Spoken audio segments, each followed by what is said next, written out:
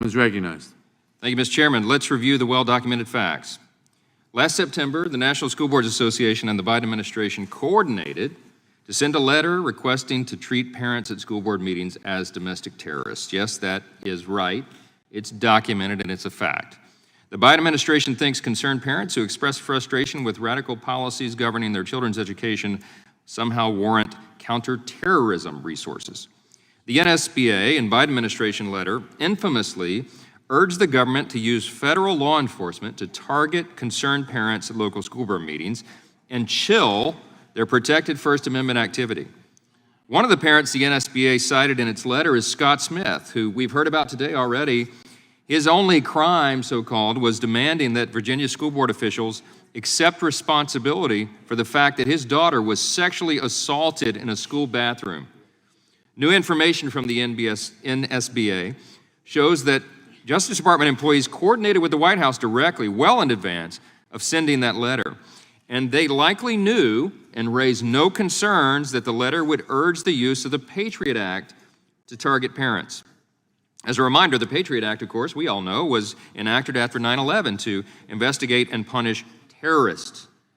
Just 5 days after the NSBA's letter, Attorney General Garland issued a memorandum, and he directed the FBI and other Justice Department components to address a supposed, quote, disturbing spike in harassment, intimidation, and threats of violence, unquote, at school board meetings.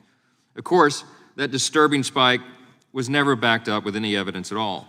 Thanks to whistleblowers, we now know that the FBI quickly operationalized counterterrorism tools against moms and dads. On October 20th, 2021, the FBI's counterterrorism and criminal divisions created an EDU officials threat tag. That was the threat tag that would be applied to all school board-related investigations.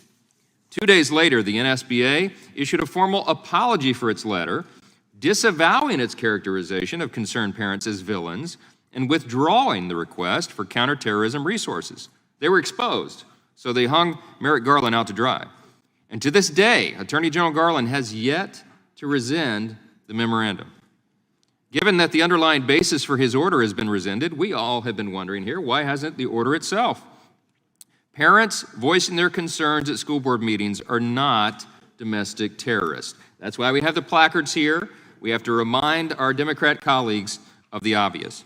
Given the Biden-Garland DOJ's track record of inviting news cameras along to kick in the doors of their political opponents, you can bet that if there was a single parent in this country who posed any real threat to any single school board member, we would all know about it. It would be constantly broadcast on CNN and MSNBC and the rest. So let's be clear.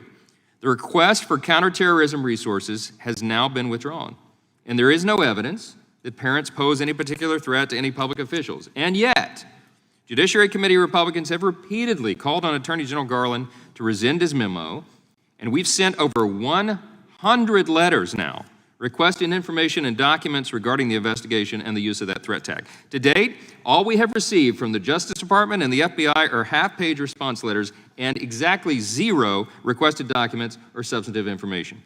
It is simply unacceptable for the Biden administration to continue using federal domestic terrorism resources to target American parents. The use of these resources chills protected First Amendment activity, as these parents now rightfully fear that their advocacy for their children could result in a visit from federal law enforcement.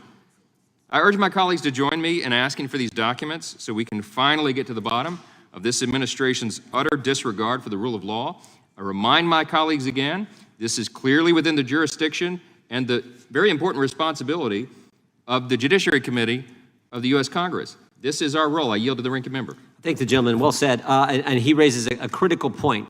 There's a fundamental question here. In all these meetings going on between the White House, the FBI, the Justice Department, and the School Boards Association before they sent the initial letter that prompted this, in all those meetings, did the White House suggest or encourage that the Patriot Act domestic terrorism language be included in the initial letter? Did the Justice Department suggest or encourage that? Or if they got an advance copy, did they object to it? Did they raise concerns?